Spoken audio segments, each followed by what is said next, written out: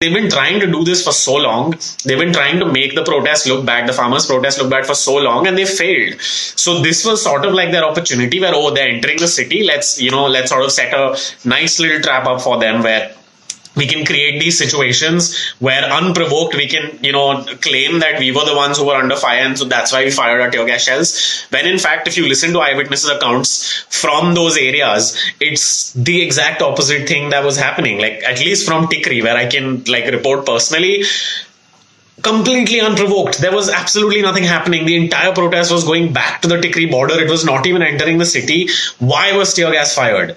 Into a crowd of civilians, into a crowd of just normal people from Delhi. Most of the farmers had already gone back to the border. So what the hell was going on there? And just like this entire narrative has been shifted, and now as you can see, the way the Godi media and every channel is pushing it is, oh, the protest went bad and it became violent. Everybody's just focusing on that. When lakhs of people protested, paraded peacefully, happily, and went back to the borders, and it was one of the most incredible moments of a Republic Day celebration ever. But the narrative has successfully been flipped.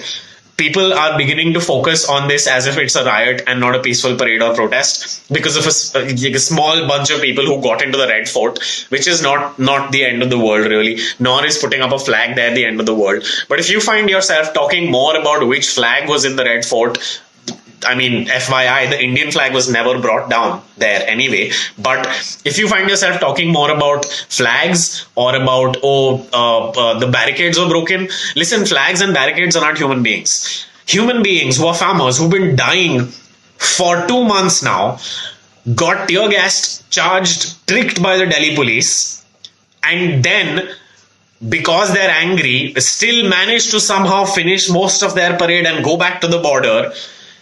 If that's not what you're focusing on, and the fact that Modi is not ready to listen to the laws is not to the laws being repealed is not what you're focusing on, and if you're focusing on the fact that some flag, which is not even a Khalistani flag, so please don't even go there, was put up at the Red Fort, or 20 tractors got in there, they got into the city, they attacked a bus that was being used as a barricade.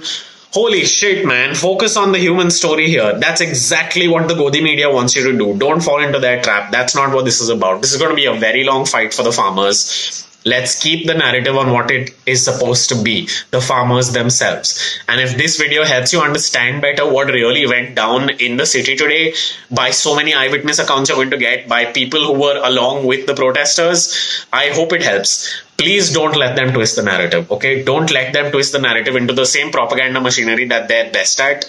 This was their opportunity. They're taking it. They're, completely trying to mint it. Don't let them do that.